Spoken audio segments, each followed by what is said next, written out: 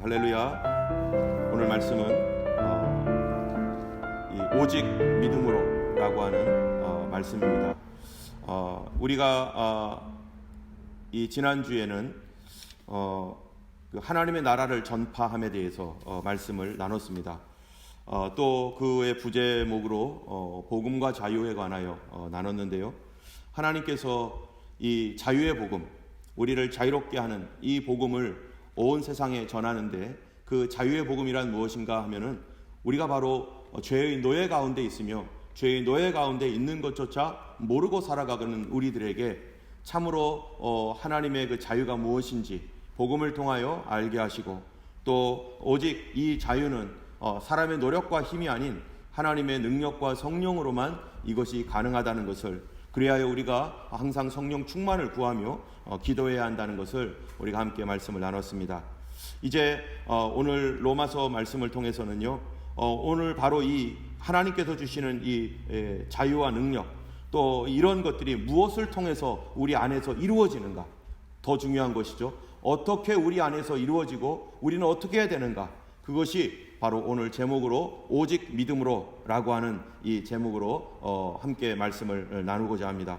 오늘날 이 마지막 때를 우리가 보면서요, 이 시간에 우리가 원하기는 여러분 자신의 구원이 참된 구원인지 점검해야 될 것이고, 또 예수님이 오실 날들이 가까우고 있는 이때에 참으로 내가 예수 그리스도의 그 오심에 대하여 나는 준비되어 있는가, 이런 부분들을 또 점검하는 그러한 시간이 되기를 원합니다. 먼저 오늘 로마서를 시작하면서 로마서에 대해서 우리가 잠깐 그 배경에 대해서 말씀을 드리겠습니다.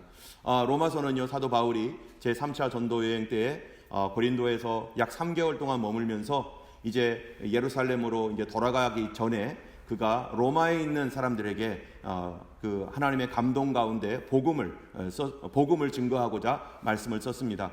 사도 바울은 이 로마에 가본 적이 없었고, 또 로마 성도들을 잘 알지 못합니다.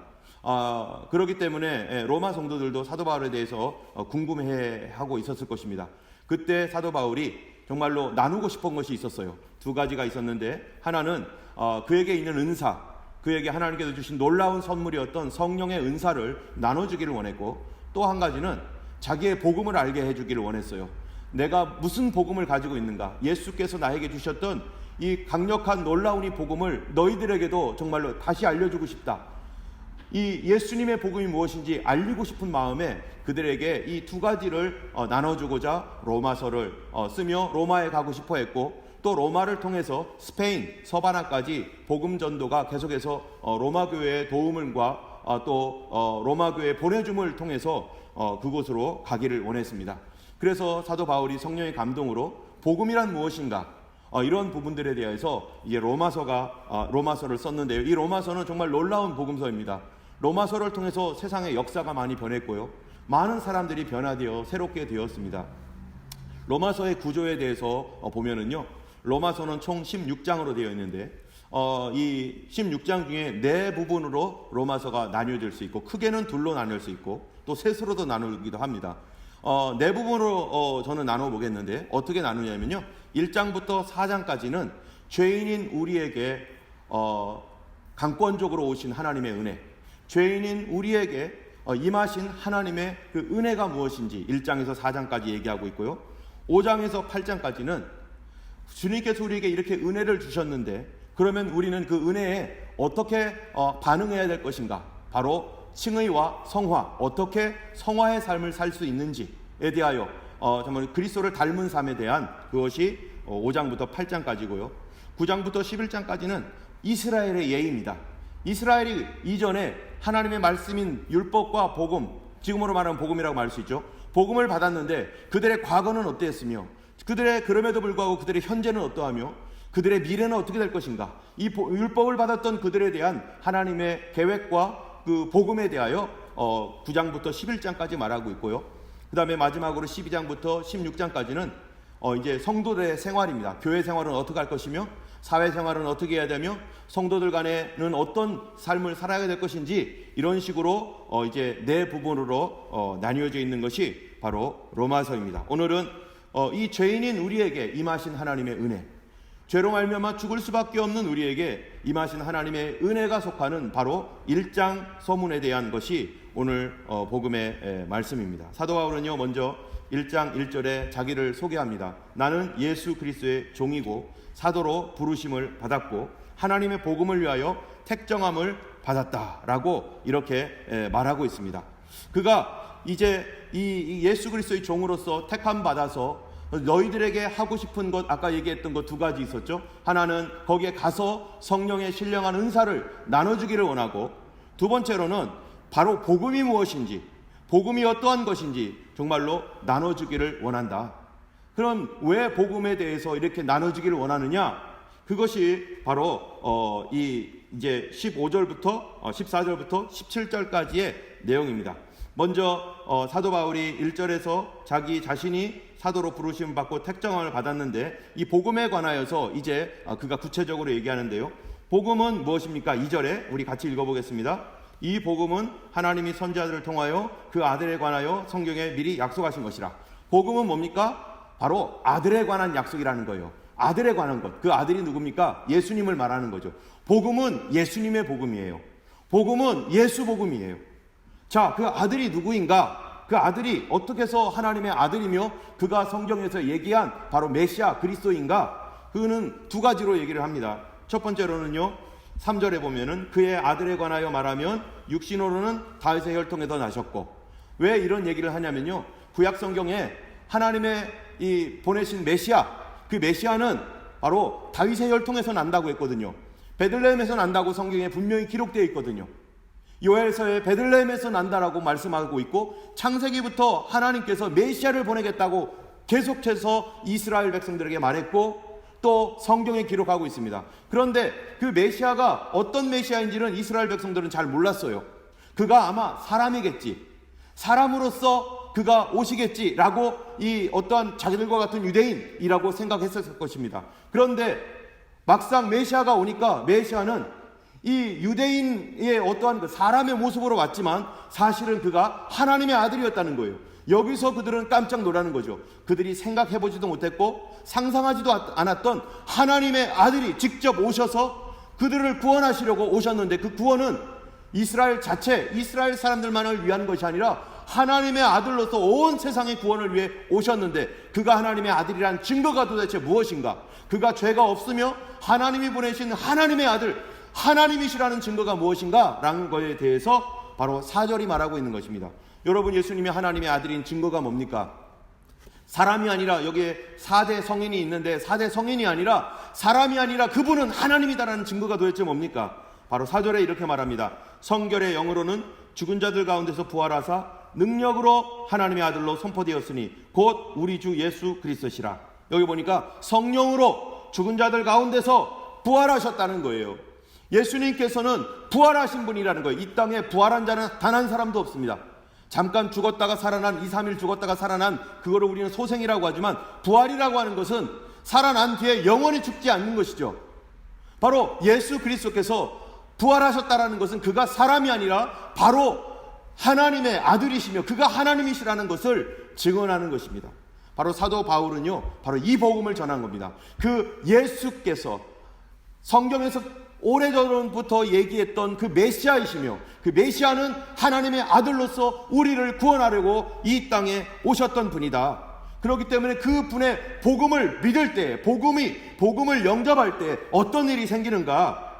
바로 이 복음에 대하여서 뭐라고 되어 있냐면은, 우리 15절 16절을 한번 읽어보겠습니다. 15절 16절을 읽겠습니다.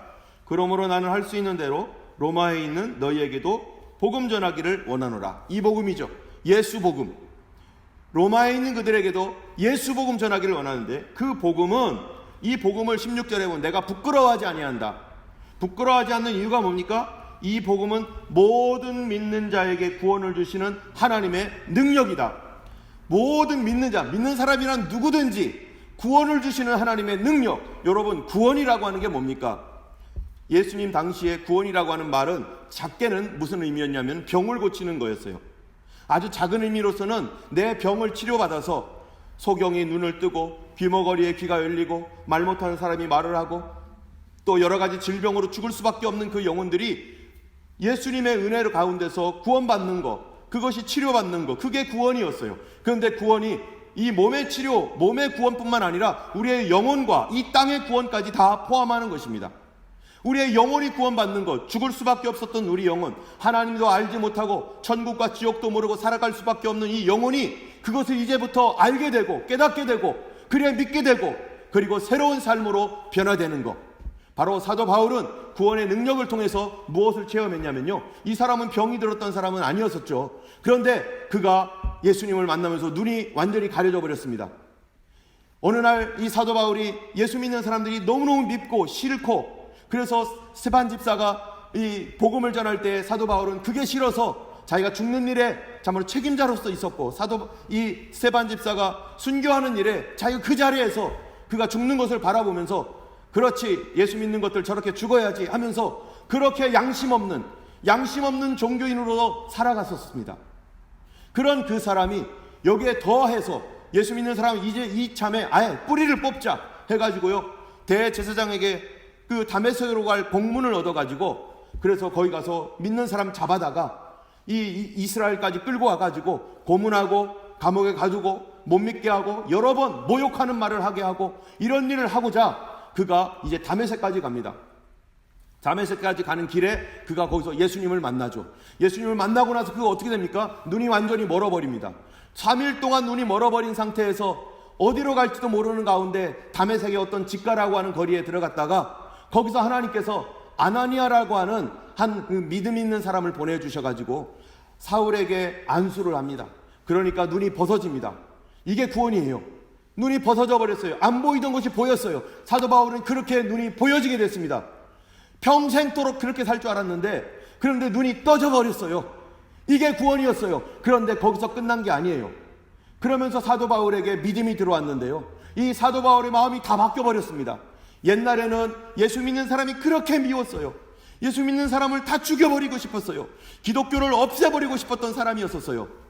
그런데 그가 사울아 사울아 네가 어찌하여 나를 핍박하느냐 라고 하는 그 다메섹으로 가는 도중에 그렇게 그 분노에 찼었던 사울을 주님이 그렇게 물어보시고 거기서 나는 내가 핍박하는 예수라 라고 하는 이 메시지를 듣고 나서 사울은 거기서 예수님을 만나고 사울의 마음이 다 무너져 내렸습니다.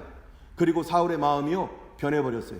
옛날에는 이성적으로 어떻게 생각했습니까? 예수 믿는 것들은 잘못된 것이고 예수 믿는 그 자체가 미신이고 그것은 이단이고 이렇게 생각했던 사울, 그 마음속에 예수님에 대한 증오와 예수 믿는 사람들에 대한 증오, 교회에 대한 미움들, 이것이 가득 차가지고 이것들을 다 바꿔버려야 되겠다, 유대교로 다시 개종시켜버려야겠다, 고문을 하고 죽여도 그렇게 해야 되겠다. 이게 꼭 누구와 같아요? 이슬람 같아요. 이슬람. 잘못된 종교심은 사람의 양심을 완전히 마비시켜가지고요, 처음 태어났을 때 그 선한 마음을 다 완전히 없애버립니다. 여러분, 기독교가 종교로 돼버리면 이렇게 될 수 있어요. 이슬람처럼 될 수 있어요. 사도 바울이 이 사울이 되었을 때는요, 사울이었을 때 유대교 종교심을 가지고 그는 양심이 완전히 마비되어서 선한 양심 하나도 남겨놓지 않고 자기의 종교를 위해서는 사람까지 죽일 수 있는 그런 사람이었고 그런 미움 속에 있었습니다. 그런데 그가 마음이 완전히 바뀌었어요. 그가 마음이 완전히 바뀌어서 이제는 예수님을 사랑하고 예수님을 의지하고 예수님을 철저히 믿는 사람으로 순식간에 변한 놀라운 그런 사건이 그에게 일어났습니다. 어떻게 사람이 순식간에 변할 수 있습니까? 여러분, 자연이 순식간에 변할 수 있습니까? 자연이 멀쩡한 산이 순식간에 바뀌고 이 멀쩡하던 곳이 다 바뀔 수 있습니까? 바뀔 수 있습니다. 어떻게 해요? 산사태 나면은요, 산이고 강이고 다 평지가 돼버리더라고요. 지진이 한번 일어나면은요, 다 바뀌어버려요. 이 사람의 인생에 순식간에 지각 변동과 같은 놀라운 사건이 그에게 일어나면서 사도 바울은 어제와 오늘이 완전히 변한 새로운 사람이 되었고, 그는 예수님을 위해서 나의 생명을 드리겠다라고 하는 예수님을 사랑하는 사람이 되어버렸고 교회를 사랑하는 사람이 되어버렸어요. 이러한 갑작스러운 일들이 자기의 이성으로 된 게 아닙니다. 자기의 힘으로 된 게 아니에요. 그의 마음이 어느 날 주님 예수로 말미암아 변화되어서 체험을 통해서 확실하게 변화되어 버렸습니다. 이러한 놀라운 능력은 바로 사도 바울에게 일어났을 뿐만 아니라 바로 오늘날 이 시대, 지금 사도 바울 이후에 이 로마서를 읽는 많은 사람들에게도 동시에 수없이 일어났었습니다. 그런 많은 위대한 변화를 일으킨 사람 중에 누가 있을까요? 바로 마르틴 루터라고 하는 사람이 여러분이 너무나 잘 아는 종교개혁자입니다. 이 마르틴 루터라고 하는 이 종교개혁자는요, 1483년에 출생했던 사람이에요. 이 사람은요, 하나님을 어렸을 때부터 믿었어요. 그런데 어떻게 믿었느냐? 종교심으로 믿습니다. 여러분, 모태신앙들, 어머니 뱃속에부터 나와서 교회 다녔던 사람들, 무엇으로 지금 교회 다닙니까? 어떤 사람들은요, 종교심으로 다니는 사람이 있습니다. 그냥 종교인으로. 그런데 그가 알고 있는 하나님은 어떤 하나님이었냐? 무서운 하나님이었어요. 언제든지 자기 죄를 체크하고 무섭게 다가오셔서 하늘에서 불꽃 같은 눈으로 나를 바라보고 계시는 그런 무서운 하나님.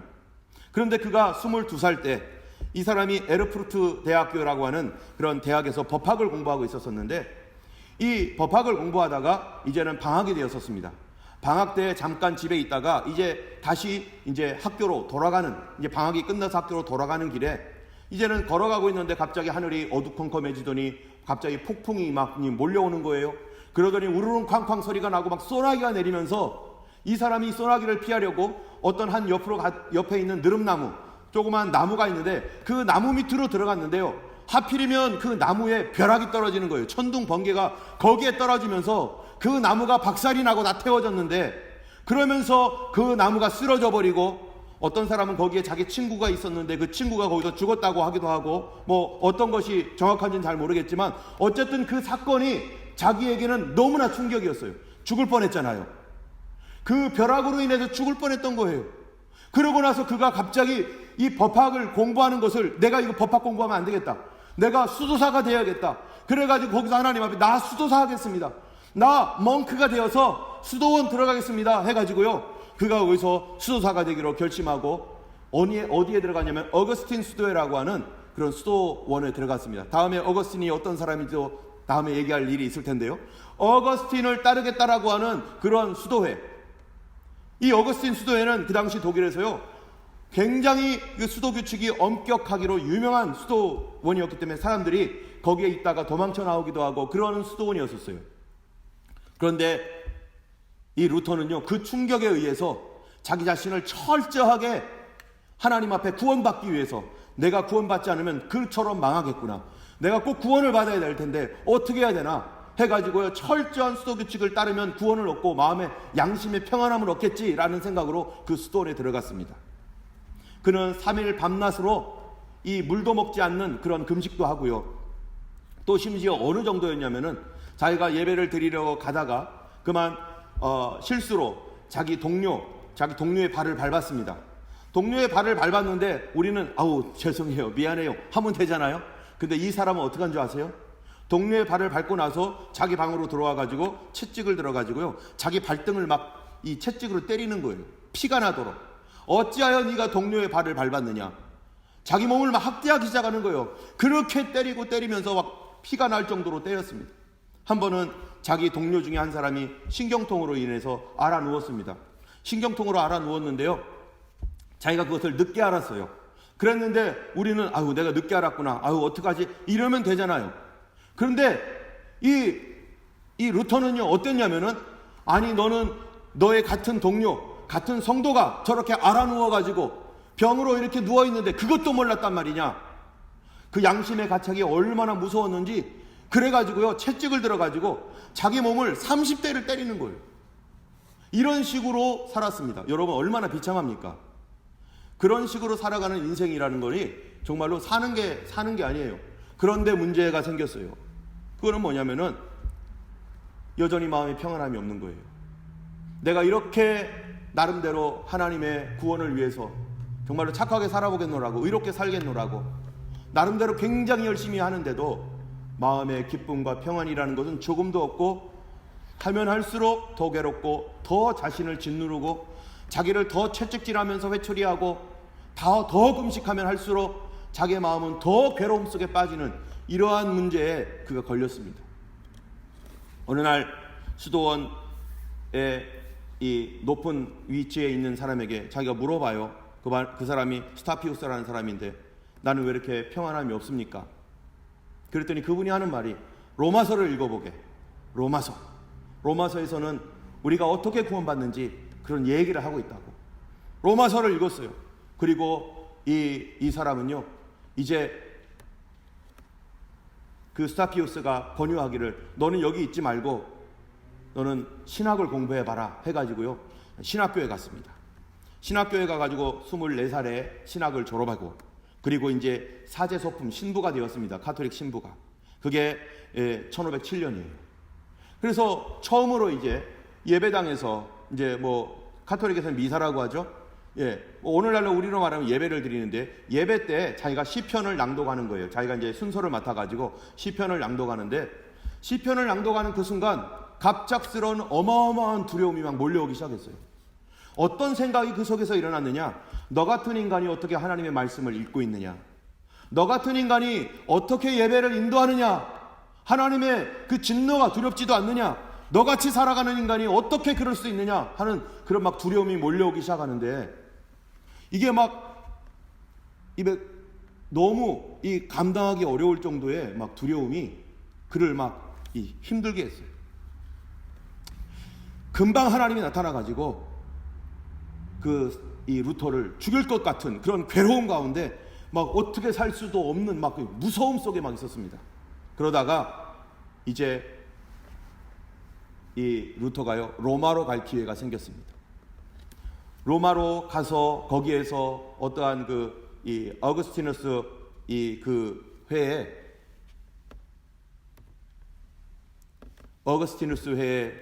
로마 일이 있어가지고 자기가 대신해서 로마로 가는데, 로마로 가는 그 기간 동안에 약 1달 반이 걸렸고요.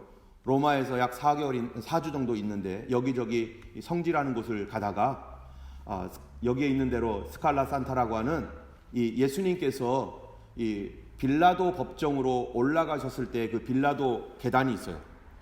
이 빌라도, 예수님 여기에 넘어져 있는 예수님의 모습이 보이는데요, 이 빌라도 계단을 예루살렘에서 어디로 갖고 왔냐면 로마까지 갖고 왔어요. 총 28개의 계단이 있습니다. 지금도 성계단 교회라고 해가지고 지금도 있습니다. 지금도 사람들이 여기를 가는데, 이 예수님이 올라갔다는 이 계단에 울퉁불퉁하고 아주 거친 계단이죠. 그 계단을 사람들이 많이 찾아와가지고 무릎을 꿇고, 그것도 이 바지를 올려가지고 이 맨살에 무릎을 꿇고 28개의 계단을 올라가는 거예요. 이 계단으로 이 사람이 이제 올라가는데, 자기가 그렇게 하면 마음의 평안함을 얻겠지, 그 꼭대기까지 올라가면 구원의 기쁨이 있을 것이다라고 하는 그 희망과 소망을 가지고 그가 그 계단을 올라갑니다. 예수님께서 여기서 쓰러지시고 예수님께서 올라가셨던 이 계단, 나도 올라가야겠다. 그리고 다른 사람들과 함께 무릎을 꿇고 계속 올라가는 거예요. 벌써 몇 계단 안 올라갔는데 무릎이 터지고 피가 나고, 그래도 내가 끝까지 이 계단을 올라가고야 말겠다고 끝까지 올라가는데, 그러면서 예수님의 고난을 묵상하는데 갑자기 자기가 읽었던 로마서 말씀이 생각나는 거예요. 로마서 말씀, 여러분 로마서 1장 17절 말씀 우리가 같이 한번 읽어보겠습니다. 함께 1장 17절입니다. 복음에는 하나님의 의가 나타나서 믿음으로 믿음에 이르게 하나니 기록된 바 오직 의인은 믿음으로 말미암아 살리라 함과 같으니라. 이 말씀이 갑자기 깨달아지기 시작했어요. 이 말씀이 들려오면서 마음속에 탁 생각나면서 그 사람이, 그렇구나, 내가 노력해서 가는 게 아니라 오직 의인은 믿음으로 말미암아 살고 믿음으로 믿음에 이르게 되는 거구나. 그 마음을 가지면서 그가 벌떡 일어나서, 그래 믿음이구나, 이게 행위가 아니라 믿음이구나, 그냥 소리를 마음속으로 막 기쁨으로 소리를 치면서 내려왔습니다. 그냥 거기서 내려와 가지고요, 다시 어디로 갔냐면은 이제 자기가 있던 바로 이 수도원으로 들어갔어요. 수도원으로 들어가서 이제 그가 내가 수도 생활 그만두고 이제 신학 박사 학위를 위해서 내가 더 공부를 하겠다고. 그래서 그가 결국 신학 박사 학위를 1512년에 박사 학위를 받았는데요. 그래서 이제 학교에서 강의를 하게 되었습니다. 학교에서 강의를 하는데 시편을 강의를 하고, 그 다음에 이제 드디어 로마서 강의를 할 때가 되었어요. 로마서 강의를 하고 있는데 이 로마서 말씀을 지난번에 그렇게 마음을 받았지만 그것은 자기 안에서 참으로 감사와 기쁨이 있었지만 또 마음이 흔들리고 또 로마 가톨릭에서 말하고 있는 그런 내용들이 다시 들어오면서 마음이 또 그렇지 않겠지 뭐 이런 생각으로 다시 나름대로 뭔가 나도 이 열심히 다시 해봐야겠다 이러고 있는데 로마서 강의를 하기 위해서 말씀을 폈는데요. 그 말씀이 어디에서 이 사람이 무너졌냐면은 그거는 16절입니다. 여러분 한번 16절 로마서 1장 16절 말씀 한번 읽어보겠습니다. 내가 복음을 부끄러워하지 아니하노니 이 복음은 모든 믿는 자에게 구원을 주시는 하나님의 능력이라. 먼저는 유대인에게요 그리고 헬라인에게로다. 그 다음에 이제 17절 또 있습니다.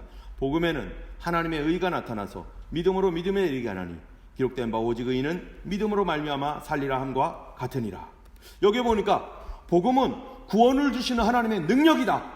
이건 나의 능력이 아니라 하나님의 능력이고 내가 능력을 가지고 내가 힘써서 받아야 될 게 아니라 하나님의 능력이라는 것이 복음이 그게 하나님의 능력이라는 거예요. 복음을 통해서 무언가를 하실 텐데 그거는 내가 하는 게 아니라 하나님이 이 복음을 가지고 뭔가를 하시는 놀라운 능력이 있다는 거예요.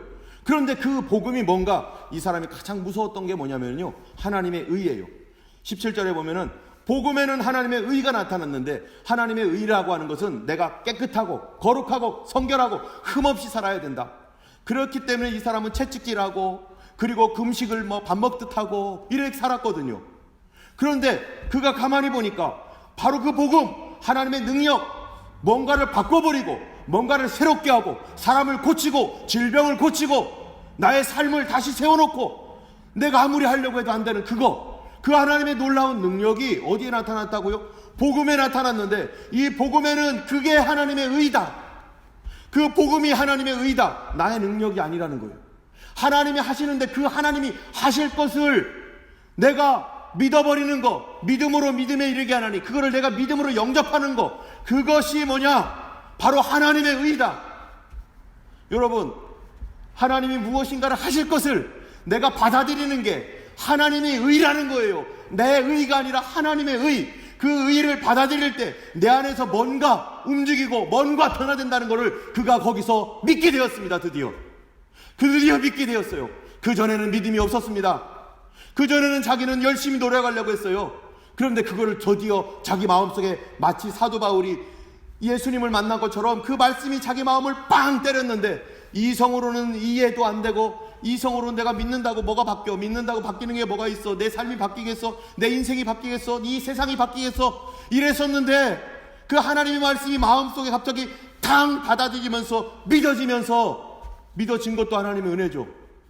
자기의 모든 이성과 생각이 다 깨지고 그렇구나 하면서 그 사람이 드디어 자유를 얻게 되었을 뿐만 아니라 로마 가톨릭이 지금까지 그 교황권으로 거짓말했던 것들 그것이 얼마나 잘못됐는지 그리고 이 유럽 사회를 얼마나 옥죄어가지고 종교 권력으로 독재하면서 많은 사람들을 그렇게 죽이고 핍박하고 어렵게 만들었는지 종교로 만들어버렸는지 그걸 알게 되었어요. 복음은 그런 게 아니었었어요. 양심을 변화시키고 사람으로 자유롭게 하는 것이 복음인데 그래서 그가 95개조 반박문을 써가지고 면죄부를 판매하는 바로 그 나라에 나랑 대화하자 하면서 일어난 것이 바로 종교개혁이고 여러분 이 종교개혁은 나의 개혁이 일어난 다음에 이 루터 자신의 개혁이 일어나고 거기서 해방되고 자유를 만끽한 다음에 하나님의 선물을 받은 다음에 이 땅에 준 선물입니다. 그래서 종교개혁을 통해서 전 유럽 사회가 완전히 바뀌어버렸습니다.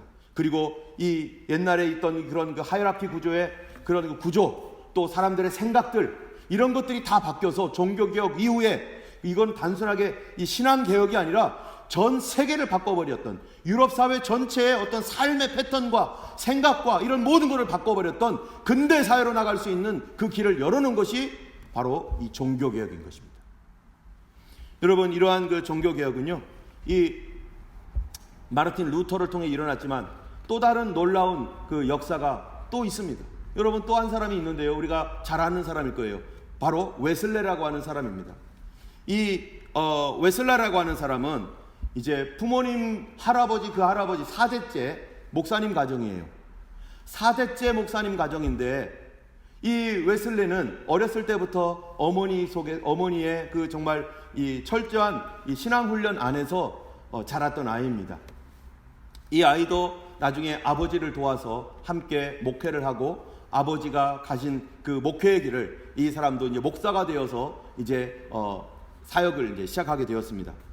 이러한 이 목사로서 이제 사역을 시작을 하는데요. 그가 어떤 마음을 받아서 미국에 그 당시에 1700년대니까요. 미국이 이제 한참 그 서부 개척 시대 뭐 이런 개척을 하고 있었잖아요. 영국에서 죄수들이 다 이제 이 유영지로 미국으로 보내고, 거기에 이제 죄인들을 가두고, 또 거기에 군인들도 있고 뭐 일반인들도 있고 하면서 서부 개척하는 개척지로서 이제 있는 곳에 그가 마음이 있었는데, 내가 선교사가 되어서 그쪽에 가서 선교를 하고 싶다 해서 마침 선교사에 갈 길이 열려서 바로 조지아주로 가는 그러한 그 선교의 길을 가게 됩니다. 이 사람이 조지아주로 선교의 길을 가는데요. 요한 웨슬레가 이 1736년에 미국 조지아 선교사로 이제 출발을 했어요. 출발을 하는 가운데 이제 미국으로 가는데, 배를 타고 가는데 풍랑을 4번을 만납니다. 근데 이 풍랑을 만나는데 자기는 막 무서워 죽겠는 거예요. 이 선교 하지도 못하고 죽을 것 같다. 이거 어떡하지? 막 이 두려움 속에서 막 하고 있었을 때, 근데 어떤 한 무리가 여기 옆에서 보는 것처럼 두려워하지 않고 다 기도하고 있는 모습, 그리고 막 찬송을 하고 있는 거예요. 아니, 저 사람들은 뭐지? 당신들은 누구냐고. 우리는 모라비안 그리스도인이라고. 모라비안 교도라는 거예요. 모라비안 그리스도인, 모라비아 쪽에서 선교 일을 하는 그러한 그 크리스찬들이었어요. 아니, 그런데 당신들은 죽음이 무섭지 않느냐고. 당신들의 자녀들과 아이들이 있는데 아이들이 죽는 게 무섭지 않느냐고. 우리는 그런 게 무섭지 않다고. 우리는 주님과 함께 있다. 예수님이 나의 구주이시다. 그리고 나는 구원받았다. 그리고 주님이 우리 모든 것을 통치하신다. 이런 믿음을 막 고백을 하는 거예요. 그 사람은 깜짝 놀랐습니다. 아니, 어떻게 이 사람들은 이런 믿음을 고백할 수 있지? 그리고 나서 이 사람이 드디어 이제 조지아에 도착을 했어요.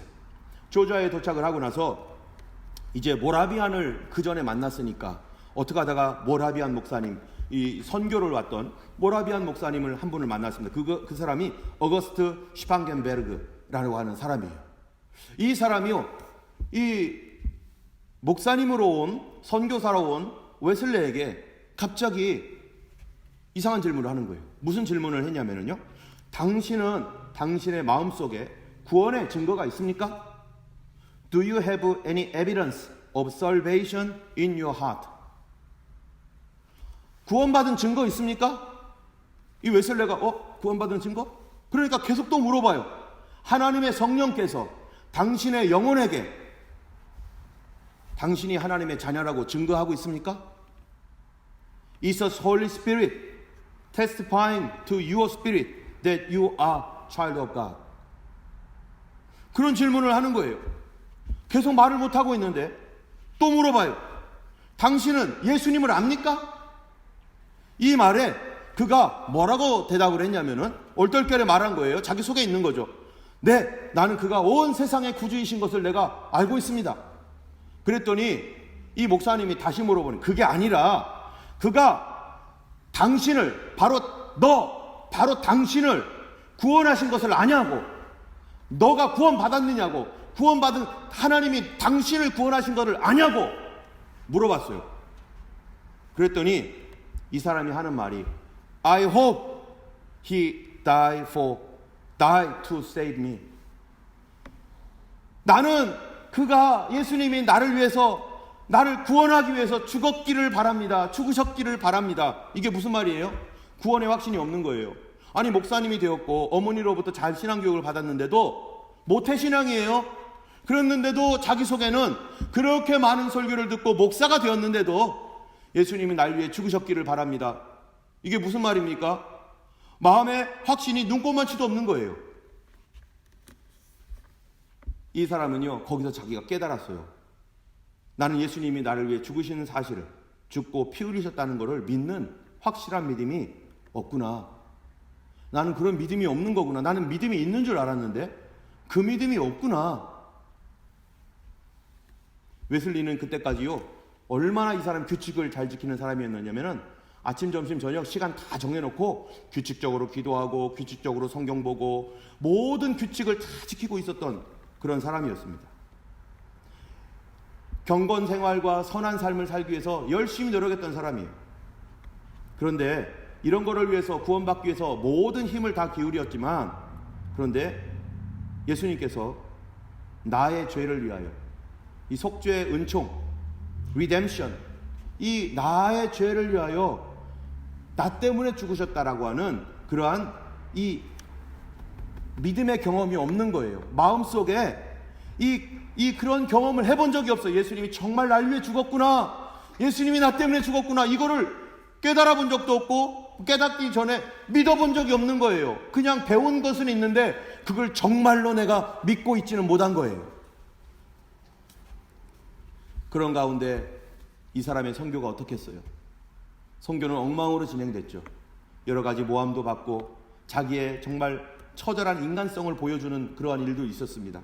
내가 얼마나 사악한 존재였니, 그렇게 규칙적으로 경건 생활을 한다고 했지만 나는 여전히 정말 추한 인간이구나, 나는 해도 안 되는 거구나 라는 거를 막 발견하는 그러한 시간이 이 조지아에서의 2년 기간이었습니다. 그리고 도저히 이제는 거기서 있을 수가 없었어요. 있을 수가 없어서 2년 만에 그가 이제 영국으로 다시 돌아옵니다. 영국으로 돌아왔는데 그에게 충격을 줬던 사람들이 있었잖아요. 다 모라비안 크리스찬. 이 사람들에게 충격을 받았는데, 그래서 이분이 어떻게 하다가 드디어 또 다른 모라비안 선교사를 한 사람을, 영국으로 돌아왔는데 또 만났어요. 그 사람이 웰러라고 하는 사람입니다. 웰러가 이 사람에게 물어봐요. 뭐라고 물어보냐면은, 이 웨슬레는요 옥스포드 대학 나온 사람입니다. 얼마나 공부를 잘했어요. 아버지도 옥스포드 대학 출신. 그 웰러의 어머니도 웨슬레의 어머니도요 뭐 아주 수제예요, 수제. 그쪽 집안도, 그쪽 아버지, 외할아버지도 옥스포드, 다 여기는 뭐 엄청 머리가 좋은 분들이에요. 이런 옥스포드 대학교 출신이었는데 자기도 그러다 보니까 철학과 학문, 인문학 이런 거 엄청 많이 알고 있습니다. 공부 많이 했고, 이 사람은요 이 초등학교 때도 1등도 하고 뭐 이랬던 사람이에요. 그랬는데 그 웰러가 이렇게 말합니다. 형제님, 목사님, 당신은 당신의 모든 철학과, 인본주의적인 철학이죠, 철학과 자연과학에 대한 그런 지식들, 그거를 의지하는 것들을 내려놓고요 성경을 믿으셔야 됩니다. 성경을 우선순위에 두세요. 그렇게 얘기를 하는 거예요. 웨슬레는요 처음에 이 말을 이해를 못합니다. 그 무슨 말 하는 거예요 지금?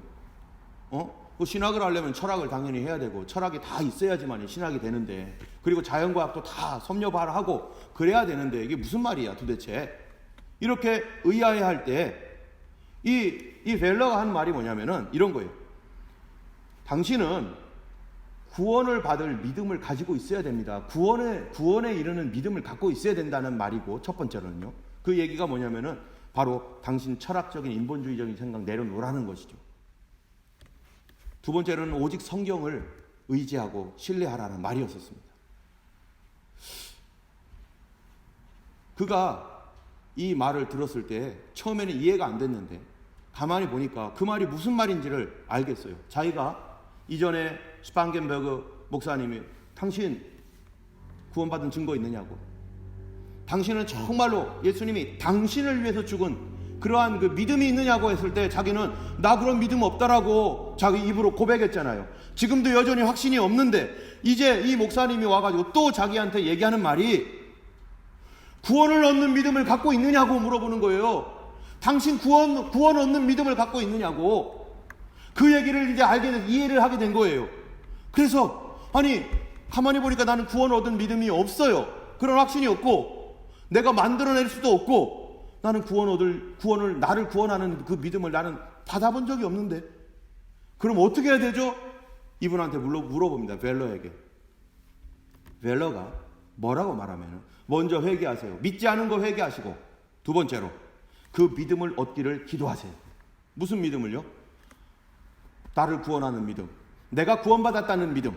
여러분, 내가 구원받았다는 거 억지로 내가 생각하고 억지로 믿는다고 믿어집니까? 안 믿어집니다. 어떤 사람은요 나는 믿고 싶은데 안 믿어져 이러잖아요. 지금 돌아가시기 직전에도 난 안 믿어져, 안 믿어져. 죽는데도 안 믿어진다는 거예요. 이거는 믿음이라는 건 내가 믿고 싶다고 믿어지는 게 아니에요. 하나님께 구해야 됩니다. 모든 것은 하나님께로부터 옵니다.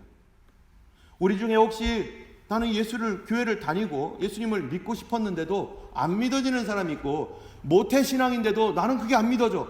안 믿어질 수밖에 없죠. 내가 만든 믿음은 나를 구원할 수 없으니까. 믿는 척은 할 수 있어요. 그런데 나는 과연 예수님이 나 때문에 죽은 거를 믿느냐? 나 때문에 죽은 거에 대한 확신이 있느냐? 종교 생활하는 것과 그 믿음을 받는 거하고는 완전히 다릅니다. 저도 하나님 앞에 주님 나의 죄를 용서해 주시고 나도 성령 받게 해주세요. 그게 성령 받게 해주세요라는 말이 나에게도 구원받는 믿음 주세요라는 말인 줄을 내가 몰랐어요. 그런데 나는 어쨌든 용서해 주시고 성령 받게 해주세요. 이게 다 그 속에 들어간 말이죠. 나의 죄를 용서해 주고 성령 받게 해주세요. 나에게 구원받는 믿음을 주세요. 여러분 중에 혹시 그런 마음 아직 한 번도 그런 구원에 대한 믿음이 없다면 여러분 구해야 됩니다. 하나님께. 그런 것들을 받아본 적이 없다면 하나님이 주셔야 돼요. 그래야 구원받습니다. 이 사람은요, 그것이 없었어요. 그래서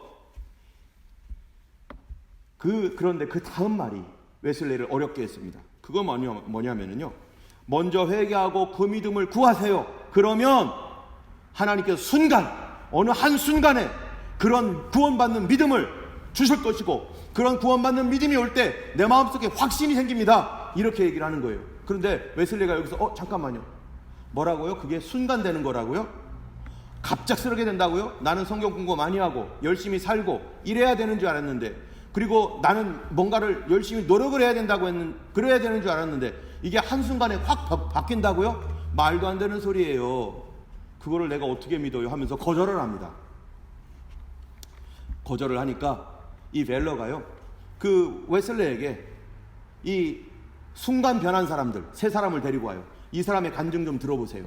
그래서 그 간증을 듣습니다. 그런데 나는 못 믿겠어요. 못 믿겠다면 어떻게 해야 되는 거예요? 그러면은 성경을 봅시다 해가지고 사도행전을 보여줍니다. 사도행전에 순간 변한 사람들이 있거든요. 누굽니까? 첫 번째로 사도 바울이에요. 다메섹 도상으로 가다가 사도 바울이 3일 만에 변해가지고 예수님을 믿는 사람을 미워 죽겠다 해가지고 막 죽이려고 하고 막 그렇게 달려들었던 이 사도 바울이 3일 만에 바뀌어가지고 난 예수님 위해 살 거야. 난 예수님의 종이야. 난 예수님의 종 될 거야 하면서 사도로 바꿔버렸잖아요. 순간 바뀌었어요. 순간. 어떻게 해요? 예수님의 말씀이 마음에 들어오고 그 마음이 자기를 녹여버리니까. 이성으로가 되는 게 아니었었어요.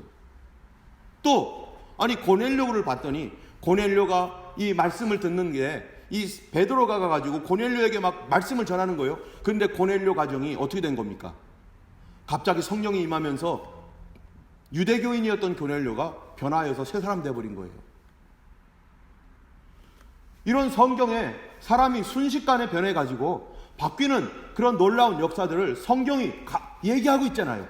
그러니까 이 사람이, 이 웨슬레가 어떻게 피할 길이 없는 거예요. 그리고 또 다른 사람 세 사람을 불러다가 자기들이 어떻게 변했는지 또 간증을 들려줘요.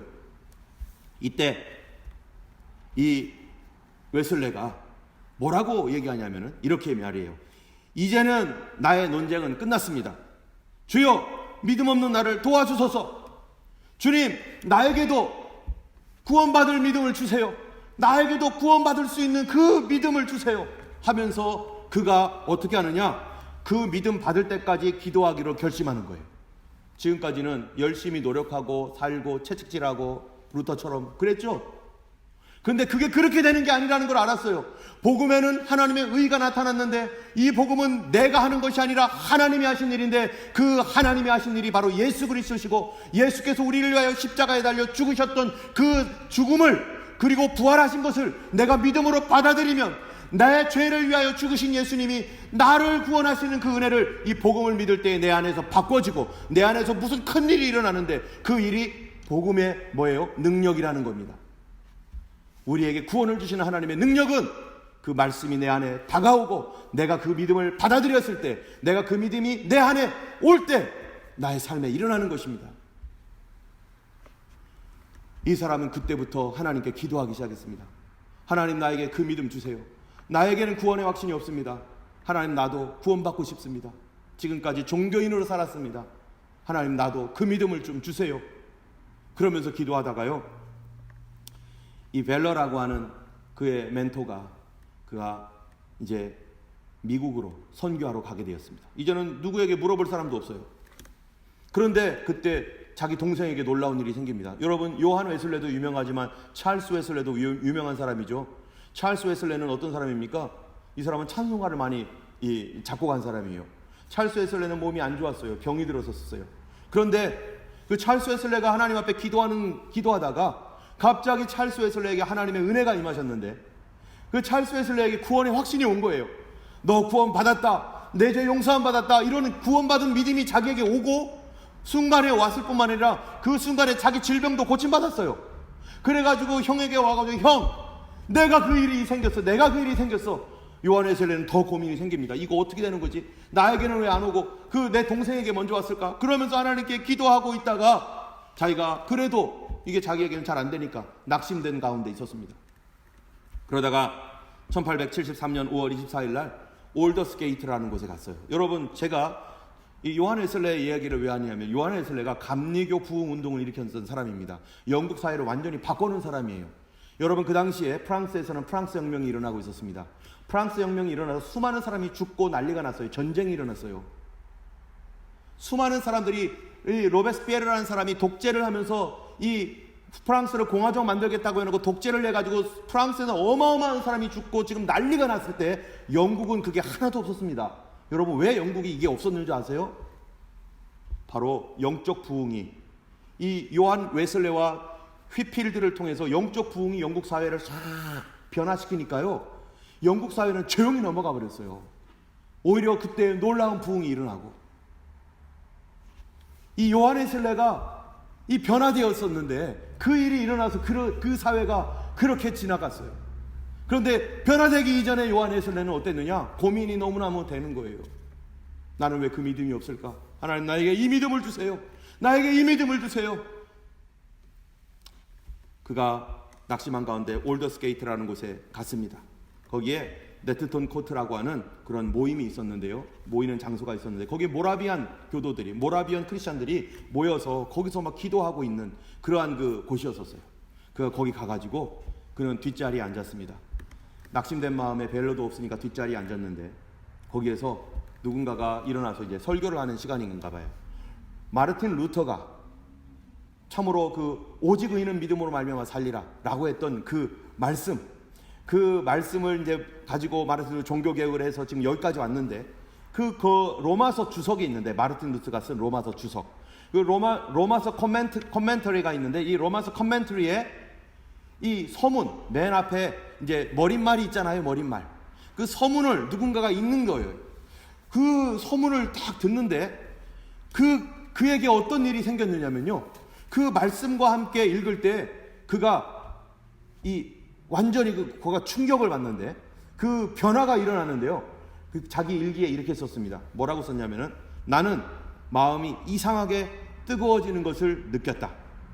나는 이제 나 자신이 그리스도를, 오직 그리스도만을 믿음으로 구원받았다는 것을 느꼈다. 그리고 주께서 나의 모든 죄를 영원히 제거하셨고 나의 죄와 사망의 법에서 나를 구원하셨다는 것을 확신하게 되었다. 아니, 자기가 그 서문을 읽는데, 말씀을 듣다가, 설교 말씀을 듣다가 자기 마음속에 그 말씀이 다가오고 그것이 자기 안에 믿어지고 그것이 받아들여졌는데, 내가 믿으려고 그렇게 애써도 안 됐던 것이 기도하면서 하나님 나에게 그거 주세요 했는데, 설교 듣다가 하나님께서 그 믿음을 그에게 훅 부어주셨어요. 그리고 그가 완전히 토탈리하게 변했습니다. 놀라운 변화에 너무 감격하여서 거기서 일어나서 자기가 구원받았다는 것을 찬송하며 많은 사람들에게 알리고, 그리고 이제는 막 하나님의 영광을 위해 살겠다고 하면서 막 그냥 너무너무 감격과 감사 가운데 살면서 그가 무슨 운동을 일으켰어요? 감리교 부흥 운동을 일으키며 그 당시 엄청난 일을 했는데요. 그런데 그 일을 하기 전에 그에게 한 가지 더 문제가 생겼어요. 그건 뭐냐? 그는 완벽하게 살고 싶었던 사람입니다. 온전하게 살고 싶었던 사람입니다. 그런데 그런 놀라운 감격과 감동으로 인하여 그가 큰 기쁨과 구원받았다는 확신은 생겼는데, 문제는 얼마 후에 무슨 일이 생겼냐면은 자기 마음이 이렇게 옛날과 같지 않고 그 은혜를 이게 흔들고 있는 거예요. 마음이 또 가라앉고 또 죄의 삶이 또 조금씩 들어오면서 괴로워지고 이런 것들이 있을 때 그가 이것을 없애지 않기 위해서 어떻게 한 줄 아세요? 그가 통성으로 기도하고 소리내어서 기도하고 예수 이름으로 떠나가라며 기도하고 그러면서 그가 그 믿음을 지켜나가고 있었습니다. 이분이 구원받기 이전에 그는 열심히 뭔가를 노력했지만 내 힘으로 될 것이라고 생각했지만 사실은 그런 것이 하나도 되지 않았는데 그 후에 구원받은 다음에 그가 알게 됐던 것이 있었어요. 그게 뭐냐면은 웨슬리는요 순서를 바꿨다는 거예요. 아, 내가 지금까지 순서가 바뀌었구나. 여러분도 혹시 순서 바뀌었는지 한번 생각해 보세요. 무슨 순서인가? 내가 성화, sanctification, 내가 거룩하게 된 다음에 그 다음에 내가 justification, 내가 의롭게 되겠지라고 하는 생각을 했던 사람이에요. 내가 깨끗하게 살면 나는 의롭다라고 인정을 받고 내가 깨끗하게 살면 나는 거룩한 사람이 되어서 하나님 나를 구원하겠지라고 하는 이 생각, 이게 누가 주는 생각입니까? 사단이 주는 생각이에요. 사단은 다 뒤로 바꿔버립니다. 그런데 그게 잘못됐다는 걸 알았어요. 뭐가 먼저예요? 내가 믿어야 sanctification, 거룩해진다는 걸 알게 되었어요. 이 사람이 처음에는 머리로 이해해 보려고 했어요. 이해를 해서 머리로 이해해가지고 착하게 살아야 좋은 일이 생기는 거지. 이 무슨 믿어야 내가 거룩해지느냐, 이게 이성으로 이해가 안 되는 거예요. 그런데 그가 그런 의구심을 가슴으로 느꼈던 사건이 뭡니까? 내 마음으로 체험했던 사건, 그게 바로 올드스게이트에서 말씀이 내게 다가오고 말씀이 내 안에서 믿어지고 마음속에 경험이 먼저라는 걸 알았어요. 마음의 경험이 먼저이고 그 다음에 이해가 된다는 거예요. 여러분이 예수님을 어떤 식으로 따라왔는지 몰라도 지금 우리는 구원을 점검해 봐야 될 때입니다. 내가 과연 구원 받았는가? 주님 오실 날이 지금 가까우고 있는 이런 시대적 징조를 보면서 우리는 과연 구원을 받았는가? 나는 종교인으로 살고 있는가? 앞으로 큰 환란이 올 텐데 나는 과연 구원받은 상태에서 주님께 나아가서 그날에 주님의 영광을 바라볼 것인가? 내 마음에 먼저 예수 믿는 믿음이 경험되어야, 내 마음속에 말씀이 와서 내게 믿음이 경험되어야 그제서야 이해가 되고 그제서야 확신을 가질 수가 있는 것입니다. 이성적 이해는 그 다음에 오는 것입니다. 가슴으로 체험하니까 머리도 풀리는 거예요. 아, 이게 이런 거였구나. 답을 알게 되니까 이제 풀어지는 거예요. 먼저 우리가 구원받은 믿음을 가져야 내가 구원이 이렇게 되는 건가를 바로 체험하게 됩니다. 그런데 아까 얘기했던 것처럼 한 가지 문제는 그 구원의 믿음을 어떻게 유지할 것인가. 여러분, 그 다음에 구원받은 다음에 이제 내 이 구원을 받았으니 내가 깨끗하게 살아야지 하면서 어떻게 살아야 돼요? 열심히 또 우리가 애쓰면서 죄를 대적하며 살겠죠. 그런데 문제가 또 하나가 있어요. 그게 잘 안 된다는 겁니다. 그래서 지난주에 우리가 얘기했던 것처럼 성령의 충만함을 받아야 된다고 하는 거였고, 또 하나는 이가 깨달았던 게 뭐냐면은, 나를 의롭게 하는 믿음은 하나님께서 주시는 거고 내가 거룩하게 사는 것은 내가 열심히 살아가야 된다, 이게 아니라는 걸 알았어요. 내가 열심히 산다고 거룩하게 또 되는 게 아니라 내가 하나님의 백성이 되는 칭의, justification 하는 그런 믿음과 마찬가지로 나를 sanctification, 나를 거룩하게 만들고 나로 깨끗하게 살고 나로 하나님과 동행하게 하고 나로 주님의 놀라운 능력을 경험하게 하는 그러한 믿음도 내가 만들어내고 내가 애쓰고 해서 만들어지는 게 아니라 누가 주셔야 돼요? 예수님이 주셔야 돼요. 그거를 위해서 뭐 해야 돼요? 기도해야 된다는 걸 알았어요. 이것도 내가 만드는 게 아니라 주님이 주시는 거구나. 나를 거룩하게 하는 그 믿음도 달라고 그때부터 기도하기 시작했습니다. 그가 그렇게, 하나님, 나는 성결하게 살고 싶습니다. 나는 깨끗하게 살고 싶습니다. 나는 주님의 성령 안에서 살고 싶습니다. 그가 그 믿음을 구하면서 이제는 그가 맡고 있는 기도의 모임에 그 말씀을 전하고, 그가 하나님의 말씀에 이 구원의 복음의 소식을 막 전하니까요, 거기에 난리가 났어요. 사람들이 새벽 3시까지 기도하면서 찬송하고 구원받은 기쁨으로 춤추고 그런 일들이 막 일어나면서 사람들이 변화되기 시작했습니다. 그리고 변화된 사람들은 뭐를 구합니까? 하나님, 나도 거룩하게 살 수 있는 능력을 주세요. 거룩하게 살 수 있는 그 믿음을 주세요. 거룩한 능력을 달라고 그들이 기도하기 시작했고, 이 기도가 성결 운동으로, 여러분, 이 요한 웨슬레 때문에 감리교가 생기고 성결교가 생겼습니다. 성결교. 이 성결 운동이 일어나고 사람들 마음속에 성결하고 싶은 마음이 막 생기고 성결할 수 있는 능력이 생기고, 그래서 거룩한 삶을 살아가는 그런 놀라운 일이 생기면서 사회가 바뀌어버렸습니다. 어떤 사람이 뭐라고 썼냐면은 이 요한 웨슬레의 이런 놀라운 그런 그 부흥이 영국 전역에 번졌을 때 어떤 한 도시에서 뭐라고 했냐면은, 우리는 1년 전까지만 해도 술 먹고 도박하고 욕지거리 하는 사람들로 가득 찬 도시였다. 그런데 1년 뒤에 욕 한마디 안 하는 도시로 변했다. 여러분, 이런 놀라운 일이 어디 있습니까? 가정에서 폭력들이 일어나고 정말로 저주하고 막 이런 것들이 막 그냥 난무했던 그런 도시들이, 그런 게 다 사라지고 사람들이 다 변화되어서, 심지어 요한 웨슬레가 그 복음의 말씀을 전할 때 휘필드라는 사람이 요한 웨슬레에게, 너희들 안 믿는 사람이 교회 안에 많냐 밖에 많냐? 밖에 더 많다. 밖에 나가서 복음의 말씀을 외치자. 그 당시에 성공회에서 안에서 복음 전하기를 원하지 않았기 때문에, 다 막아버렸기 때문에, 그래서 밖에 나가서 복음을 전합니다. 주저주저했지만 밖에 나가서 복음을 전하는데요, 놀라운 사건이 일어나기 시작하는 거예요. 사람들이 웨슬레의 말을 들으면서 사람들이 마음이 변화되고 회개하고 바뀌고, 뿐만 아니라 사람들의 병이 고쳐지는 거예요. 귀신들이 떠나가는 거예요. 한 마을에서는요, 의사가 도대체 이 요한 웨슬레 집회에 가서 사람들이 병이 났다고 하는데 내가 한번 가봐야겠다고 해서 간 사람이 있었어요. 그 집회 야외에서 요한 웨슬레가 막 말씀을 전하는데 사람들이 막 거기서 막 놀라운 회개와 막 변화가 일어나는데요, 자기 병원에 늘 왔던 사람이 거기 그 집회에 있는 거예요. 그 사람을 보고 얼마 후에 그 사람이 거기서 완벽하게 치료되는 것을 보게 됐어요. 이 의사가 깜짝 놀랐습니다. 아, 이게 진짜구나. 여러분, 우리에게 주님께서 오늘 이 시대에 정말로 이제 마지막 때의 징조가 한 컴씩 다가오고 있고, 지금 당장이라도 마지막이라고 하고 주님의 이 오심이 지금 당장이라도 올 수 있는 그렇게 돼도 이상하지 않을 그런 시대까지 우리가 현재 와 있습니다. 여러분, 구원 받았습니까? 예수님이 날 위해 죽으셨다는 것을 나는 당연히 아멘으로 말할 수 있습니까? 또는 여러분, 주님 오시는 날에 들림받을 믿음이 있습니까? 나는 과연 거룩한 믿음을 갖고 있습니까? 우리는 하나님 앞에 구원받는 믿음을 가졌을 뿐만 아니라 우리는 이제 어떤 믿음도 가져야 됩니까? 거룩한 믿음을 가져야 됩니다. 주님, 나는 이 성격 때문에 어려워요.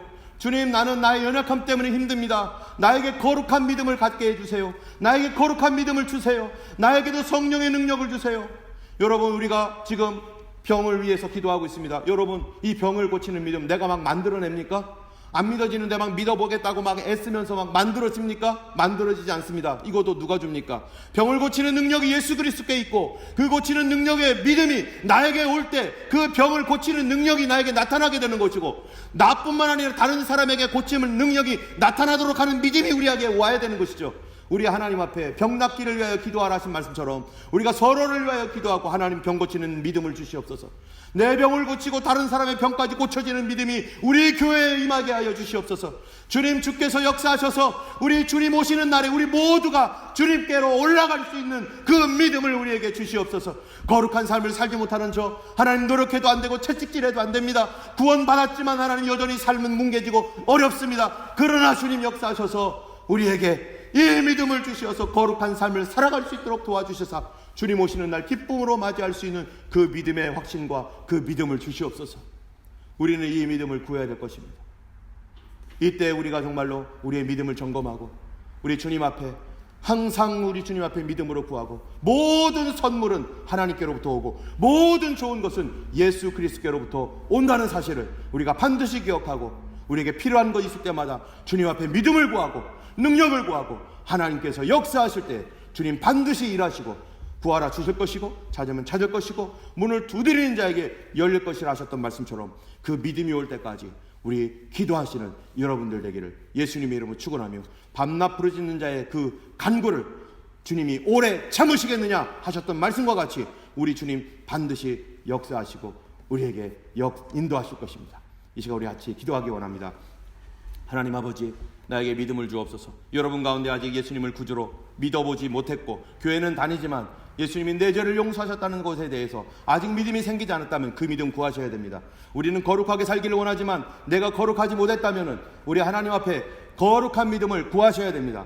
우리 하나님 영광 받으셔서 역사하여 주시옵소서. 거룩한 믿음을 주시옵소서. 우리 하나님께서 역사하셔서 내 마음 가운데 하나님 참으로 예수님만 사랑하며 주님 오시는 그날을 바라볼 수 있는 믿음 주시옵소서. 우리 함께 주님 앞에 기도하겠습니다. 함께 기도합니다.